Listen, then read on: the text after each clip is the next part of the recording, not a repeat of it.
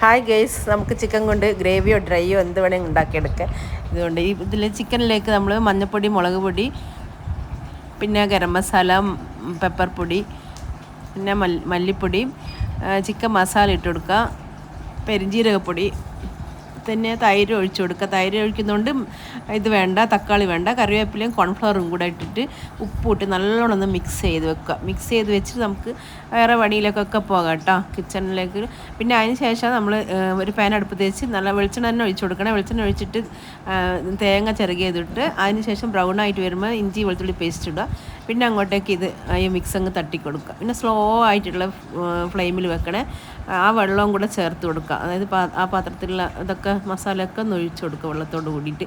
എന്നിട്ട് സ്ലോ ആക്കിയിട്ട് വെച്ചിട്ട് നമ്മൾ വന്നിട്ട് കുറച്ച് ഉള്ളി വന്നിട്ട് ഫ്രൈ ചെയ്തിട്ട് വെക്കണം. എന്നിട്ട് നല്ലോണം ഒന്ന് മൂടി വെക്കുക.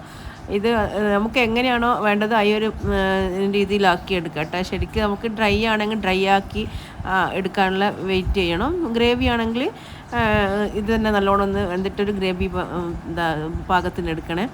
ഇത് ചോറിനായാലും ചപ്പാത്തിക്കും ഇതൊക്കെ നല്ല അടിപൊളി ടേസ്റ്റ്. അതുപോലെ സിമ്പിളായിട്ടുള്ള സംഭവമാണ്, വേഗം കഴിയും. നമ്മൾ ഇതിൻ്റെ ഭാഗത്തേക്ക് വരേണ്ട ആവശ്യമേ ഇല്ല. ഞാൻ ഈ ഒരു പരുവത്തിലാണ് ആക്കിയെടുക്കുന്നത്.